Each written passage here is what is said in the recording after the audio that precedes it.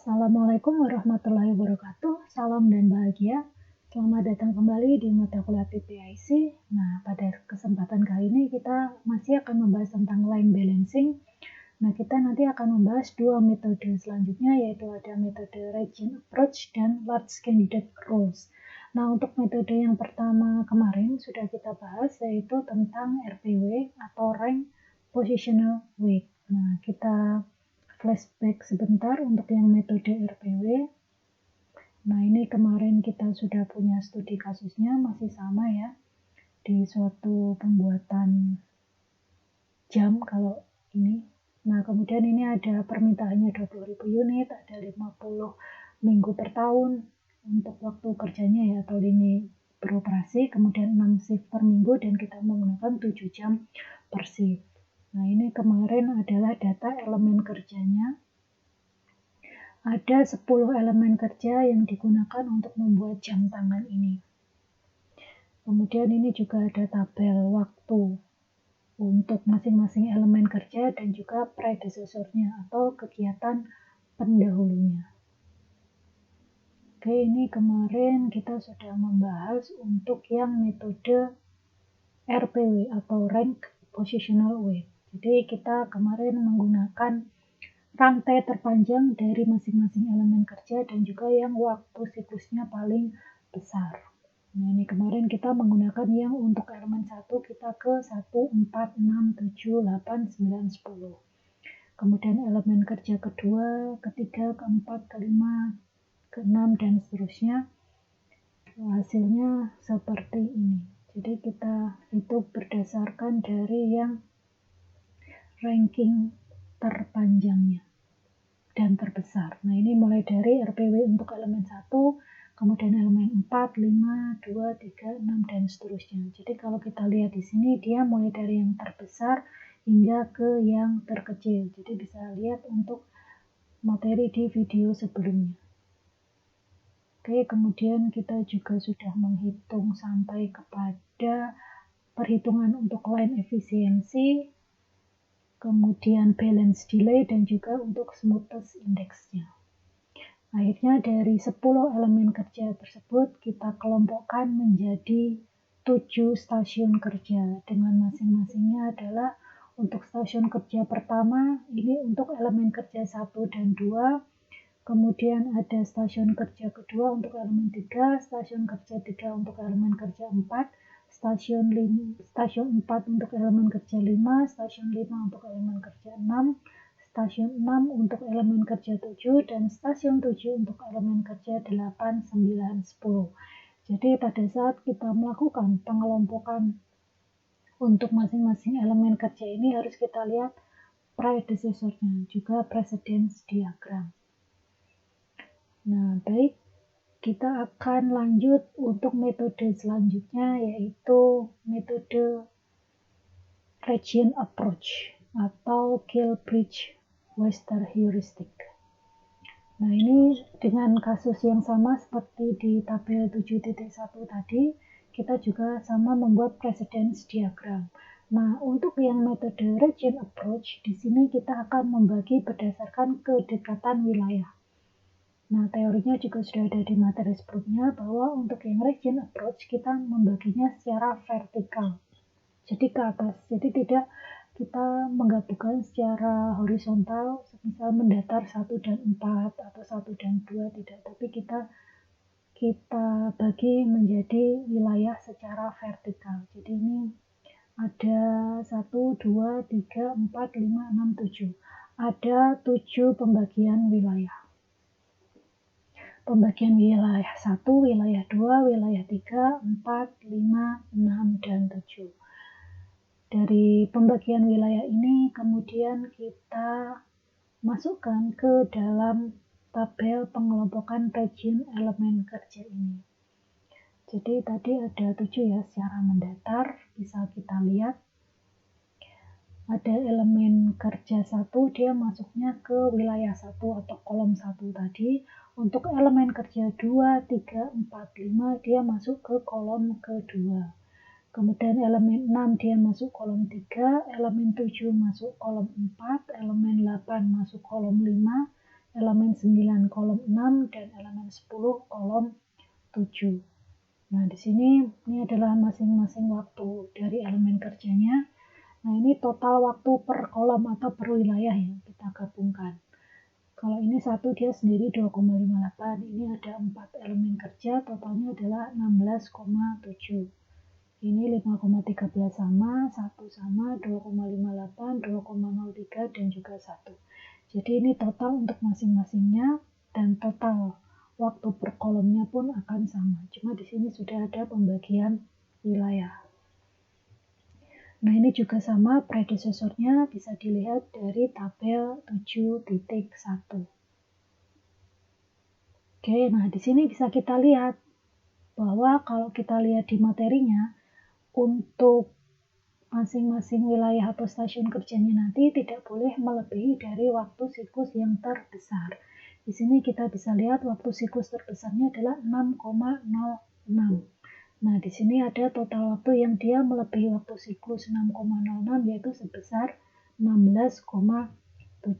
Jadi ini nanti yang akan kita split atau kita pisahkan mereka. Juga harus melihat nanti predesesornya atau kegiatan pendahulunya.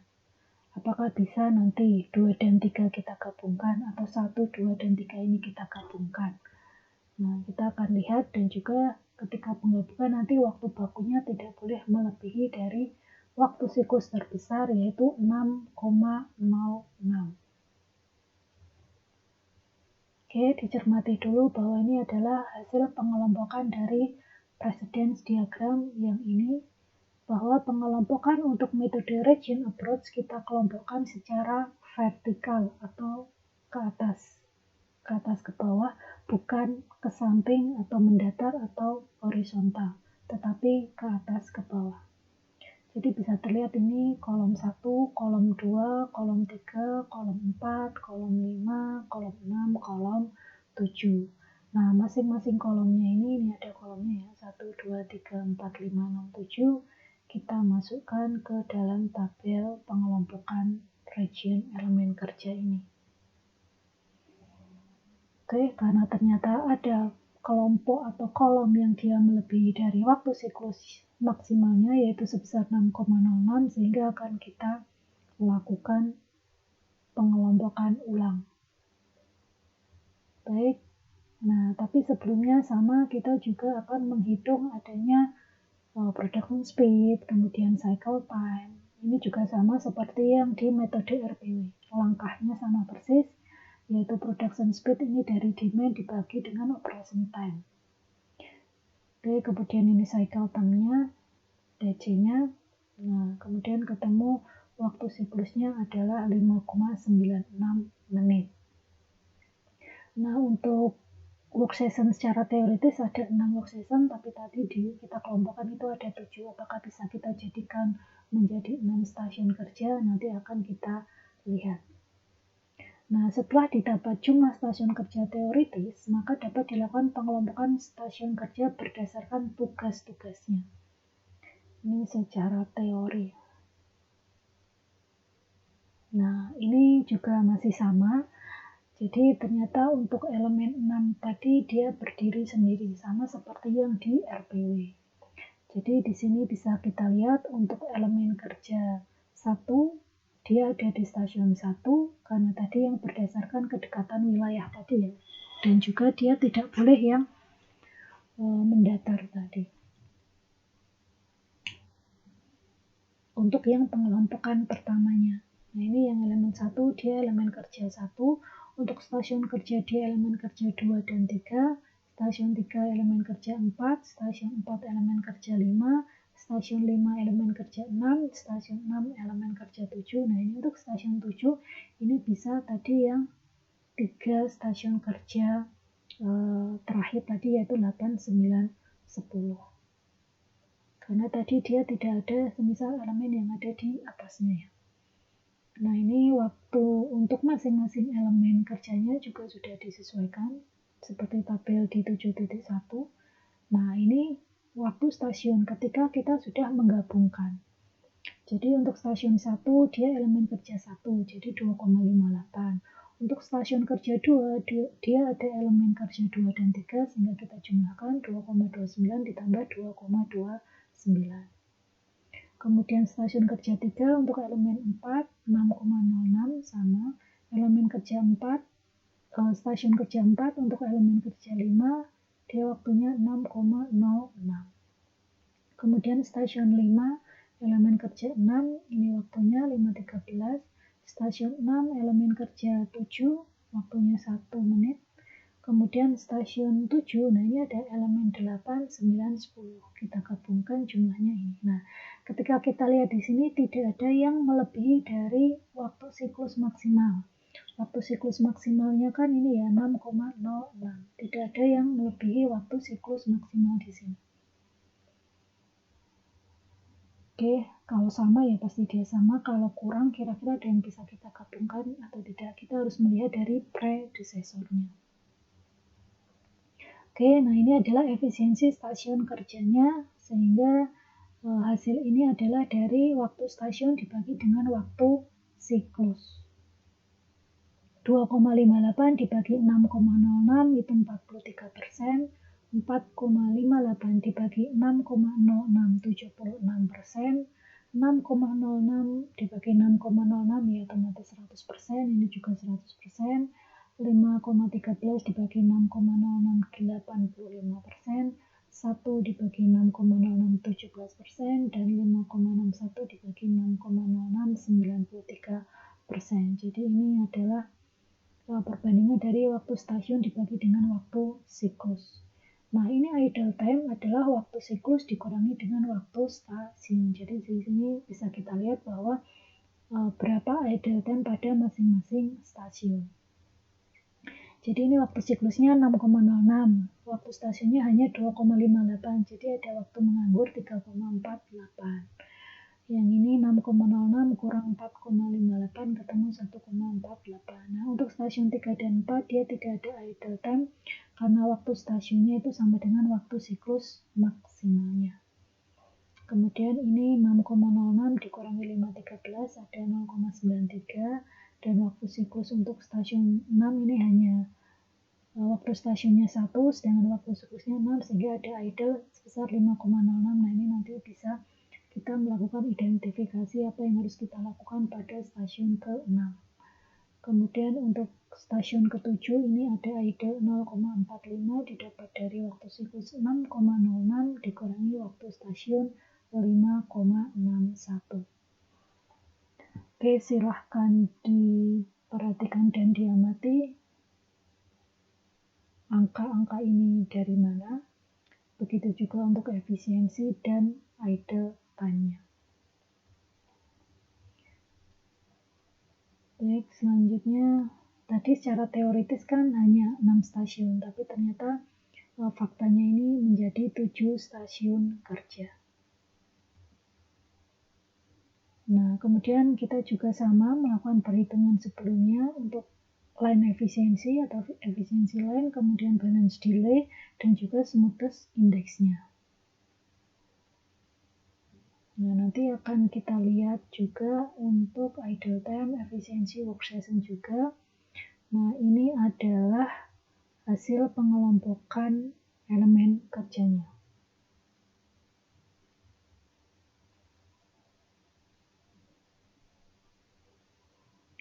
Oke, di sini pada work session 6 hanya memiliki satu operasi yaitu inspeksi 2 dengan waktu sebesar 1 menit. Terlihat operasi ini bisa digabung dengan kegiatan 8 dan 9.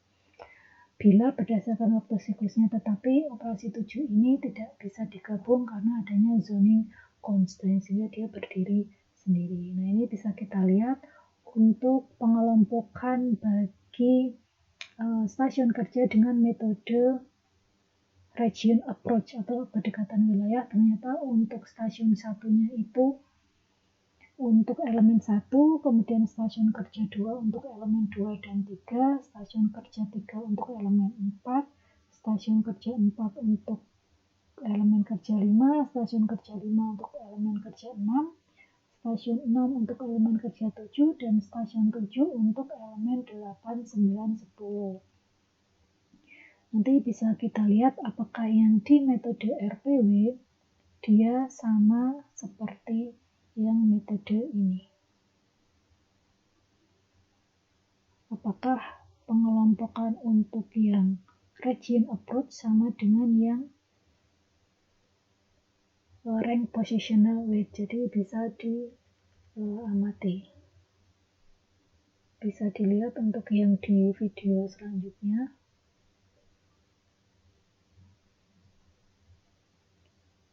Baik, silahkan diamati dulu. Nah, ternyata saya sambil buka untuk yang di metode RPW, ternyata untuk yang RPW stasiun kerja satunya ini untuk elemen 1 dan 2, stasiun kerja 2 untuk elemen 3, stasiun kerja 3 untuk elemen 4, stasiun kerja 4 untuk elemen 5, stasiun kerja 5 untuk elemen 6, stasiun kerja 6 untuk elemen 7, stasiun kerja 7 untuk elemen 8, 9, 10. Nah, yang membedakan ada di stasiun 1 dan stasiun 2. Kalau yang di RPW, dia stasiun satunya ada elemen 1 dan elemen 2. Untuk yang stasiun kerja 2-nya hanya ada satu, yaitu elemen kerja 3. Karena ini ada yang berdasarkan kedekatan wilayah dan juga berdasarkan dari waktu siklus. Jadi ada membedakan dari waktu siklusnya dan juga dari kedekatan wilayah, sehingga elemen kerja di masing-masing stasiun ini bisa saja berbeda walaupun jumlah stasiunnya sama, yaitu 7 stasiun kerja. Oke, baik. Untuk metode yang terakhir yaitu metode large candidate rule. Nah, di sini teorinya juga ada di atas. Nanti kita akan mencari dari yang terbesar. Lintasan yang terbesarnya juga nanti. Ini kita juga masih sama menggunakan presence diagramnya dari soal tabel 7.1.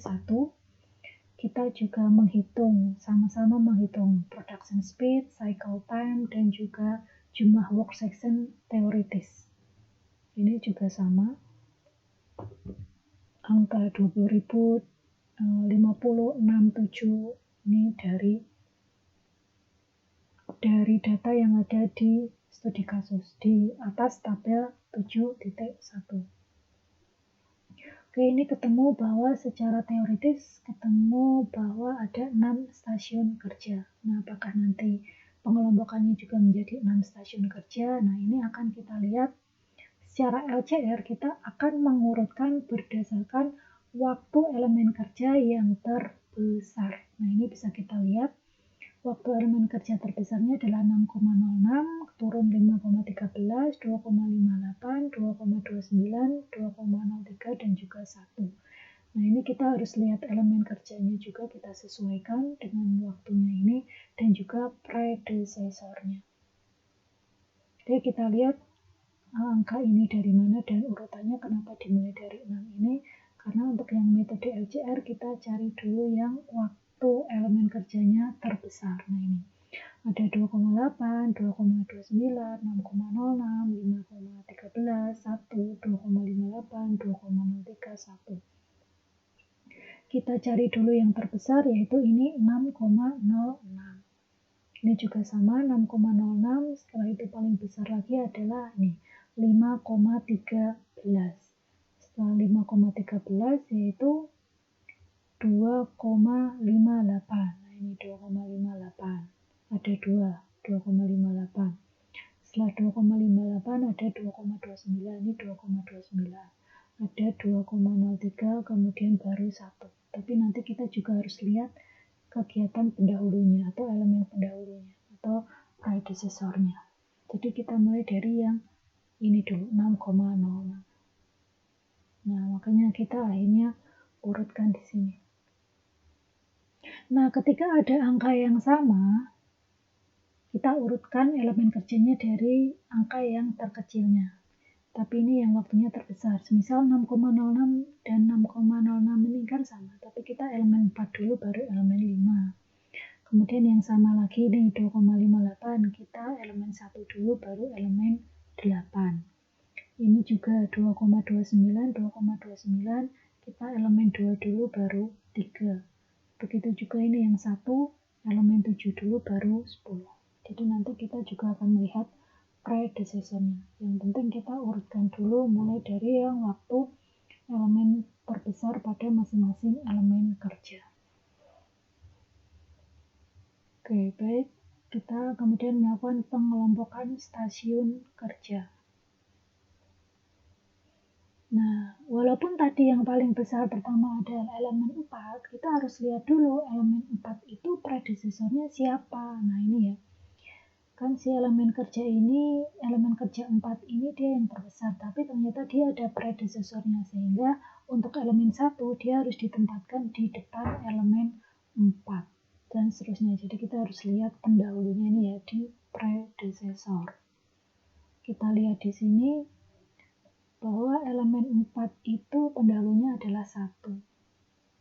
Oke, terus yang besar lagi tadi 5. Terus ada ternyata ini 5,13 itu kan harusnya di bawah 6,06, tapi ternyata kegiatan pendahulu dari 5,13 ini adalah 2, 3, 4, 5, sehingga si elemen 2 dan 3 pasti di depan elemen 6. Nah, jadi ini elemen 1, kemudian 4, 5, 2, 3 dulu baru 6. Oke, kemudian elemen 7, nah untuk elemen 8, 9, 10, nah ini ya, walaupun ini 2 harusnya di bawah ini, tapi untuk elemen 8 pendahulunya adalah elemen 7. Nah, jadi ini kita sesuaikan, ternyata untuk stasiun kerja 1, dia isinya adalah elemen kerja 1, waktunya 2,58, jadi ini hanya 1. Stasiun kerja 2 itu untuk elemen kerja 4, waktunya 6,06. Ini karena udah maksimal ya, ini waktu stasiunnya. Untuk elemen kerja 5 dia ada di stasiun 3, waktunya 6,06. Untuk stasiun 4 dia untuk elemen 2 dan 3. Ini waktunya kita jumlahkan. Kemudian stasiun 5 elemen kerja 6, ini waktunya. Stasiun 6 untuk elemen 7, waktunya hanya 1. Nah, untuk stasiun 7 untuk elemen 8, 9, 10. Nah, ini waktunya 3, kita gabungkan 5,61. Nah, di sini bisa kita lihat untuk waktu siklusnya terbesar tadi 6,06, dan ternyata waktu stasiun ini juga tidak ada yang melebihi dari waktu siklus maksimal. Oke, cara penggabungannya gitu ya. Jadi ketika digabungkan, selain lihat dari predecessornya atau kegiatan pendahulunya, kita harus lihat ketika digabungkan mereka tidak melebihi dari waktu siklus maksimal.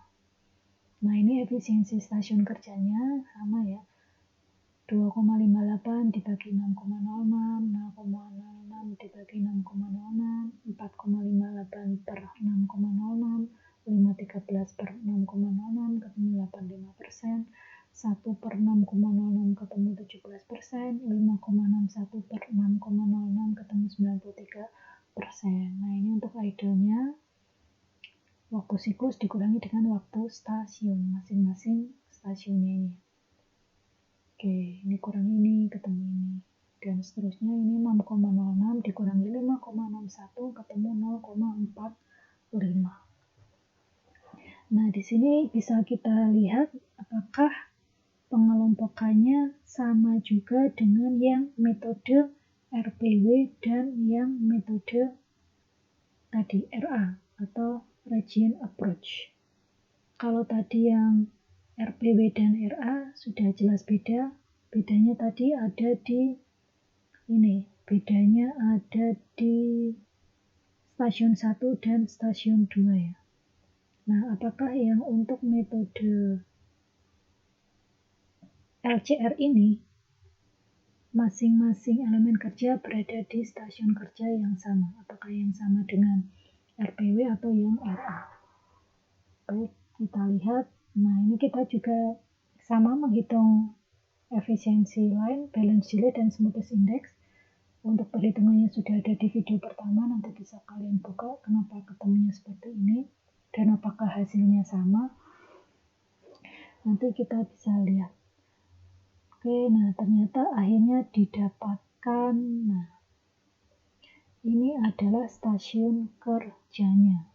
Jadi untuk stasiun kerja 1 untuk elemen 1, stasiun kerja 2 untuk elemen kerja 4, stasiun kerja 3 untuk elemen 5, stasiun kerja 4 untuk elemen 2 dan 3, stasiun kerja 5 untuk elemen 6, stasiun kerja 6 untuk elemen 7, dan stasiun kerja 7 untuk elemen 8, 9, 10. Nah, jadi di sini sudah jelas ada perbedaan ya tadi mulai dari stasiun 1 maupun stasiun 2-nya. Jadi kalau yang di RPW dia di sini untuk yang 1, 2 ya.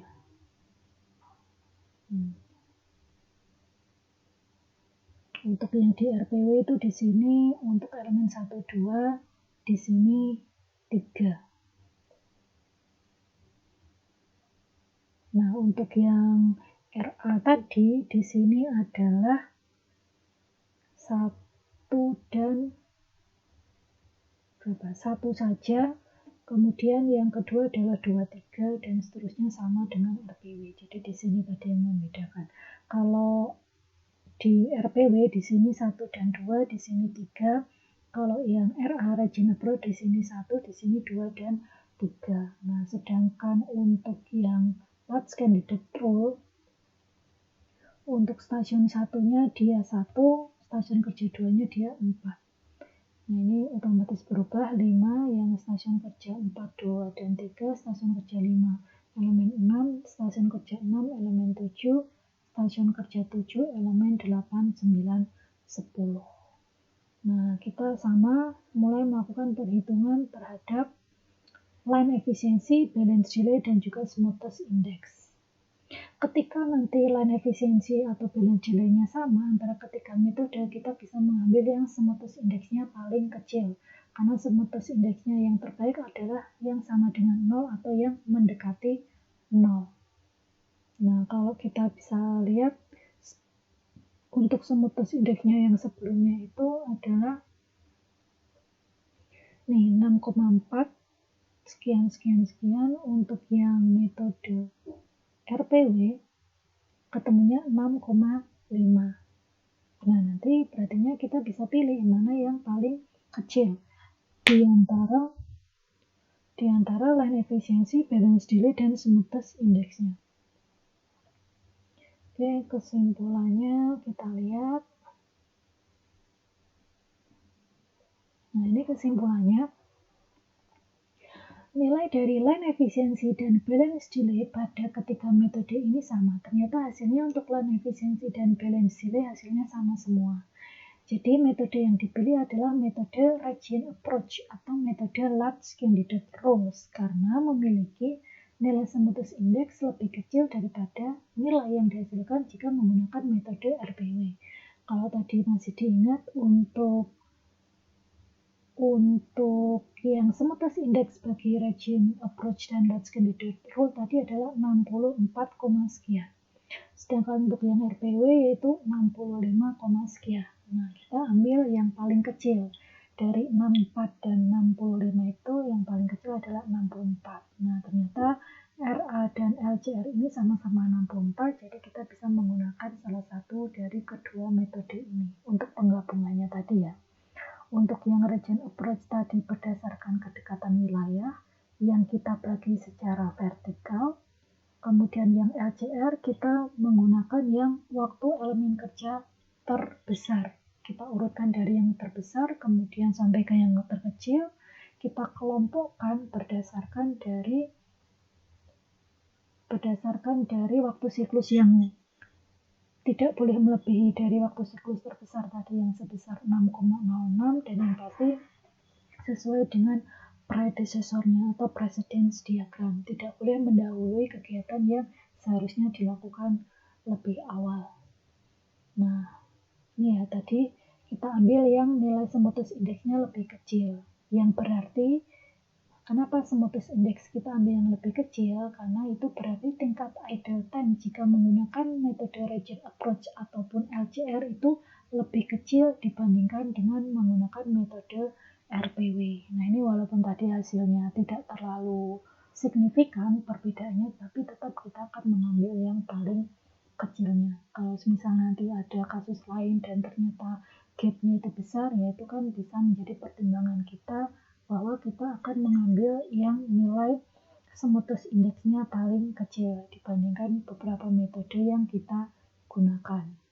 Jadi otomatis kan ketika idle time ini lebih kecil, otomatis akan meningkatkan dari line efisiensi.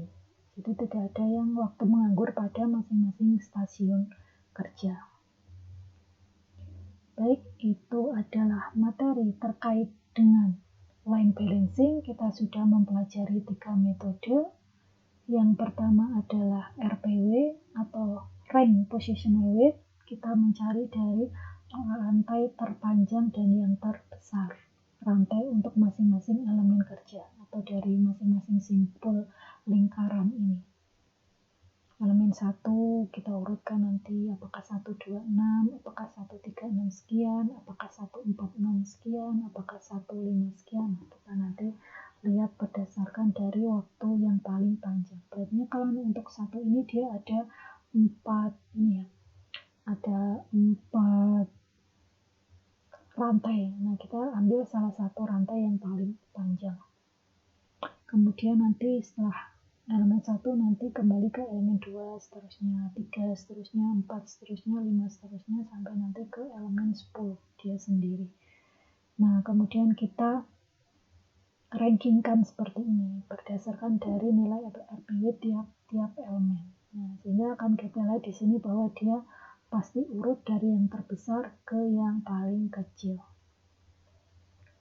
Kemudian nanti baru kita melakukan perhitungan untuk pengelompokannya bahwa mereka tidak boleh melebihi dari waktu siklus maksimalnya. Kita cari yang paling maksimal 6,06. Kemudian nanti kita menghitung untuk efisiensi stasiun kerja dan juga idle time-nya, sehingga digunakan untuk menghitung line efisiensi, balance delay, dan juga smoothness index. Rumusnya ada di video pertama, bisa kalian buka kembali bagaimana cara perhitungannya. Dari 10 elemen kerja kemudian dikelompokkan menjadi 7 stasiun kerja. Ada stasiun kerja 1, 2, 3, 4, 5, 6, 7 dengan masing-masing pengelompokan elemen kerjanya. Oke, kemudian metode yang kedua adalah metode region approach. Nah, untuk yang region approach ini berdasarkan dari kedekatan wilayah, kita harus mengelompokkan secara vertikal. Oke, dari 10 elemen kerja ini, kemudian kita kelompokkan menjadi 7 stasiun kerja. Nah, kemudian kita lihat apakah ada yang melebihi dari waktu siklus maksimal. Ternyata ada. Kemudian kita kelompokkan kembali berdasarkan kedekatan wilayah tadi. Akhirnya didapatkan menjadi 7 stasiun kerja yang ketika dikelompokkan tidak boleh melebihi dari waktu siklus maksimal. Kemudian ada perhitungan idle time-nya lagi. Juga kita menghitung line efisiensi, balance delay, dan smoothness index-nya. Nah, kemudian didapatkan 7 stasiun kerja dengan masing-masing elemen kerjanya. Nah, ini tadi perbedaan dengan yang RPW ada di bagian depan ini. Kalau yang mulai stasiun 3 sampai 7 sama. Oke, kemudian metode yang ketiga adalah large candidate rule. Nah, ini kita mencari berdasarkan yang waktu elemen kerjanya ini paling maksimal dulu. Nah, ini yang paling gede adalah 6,06, kemudian turun ke yang paling besar 5,13 dan seterusnya. Kemudian kita urutkan di sini, ini urutannya. Nah, ini elemennya. Nah, kita harus lihat predecesornya. Ternyata untuk elemen 4 itu pendahulunya 1, sehingga 1 ini akan ditempatkan di atas 4. Kemudian yang 6 ini ternyata ada predecessor 2, 3, 4, 5. 4, 5-nya sudah di atas, sehingga 2 dan 3-nya harus ditempatkan di depan 6. Dan seterusnya. Nah, sehingga pengelompokannya menjadi seperti ini. Kita lihat apakah pada saat penggabungan ada yang melebihi dari waktu siklus maksimal. Ketika sudah tidak ada, berarti bisa kita menghitung efisiensi stasiun kerja dan juga idle time-nya. Karena kalau waktu stasiun ini lebih, pasti nanti stasiun kerjanya itu lebih dari 100%, dan itu kan efisiensi itu maksimalnya adalah 100%. Kalau di sini waktu stasiunnya melebihi dari waktu siklus maksimal akan menyebabkan bottleneck atau penyempitan atau penumpukan barang di stasiun kerja tersebut. Nah, kemudian kita juga menghitung efisiensi line, balance rate, dan juga smoothness indeksnya. Nah, kemudian ketemu pembagian wilayahnya adalah 7 stasiun juga, tapi masing-masing stasiun elemennya berbeda dengan yang metode RPW dan yang RA sebelumnya. Oke, kemudian, nah ini kesimpulannya, akhirnya karena nilai line efisiensi dan balance rate untuk ketika metode sama, sehingga kita mencari yang untuk parameter yang lain yaitu smoothness index.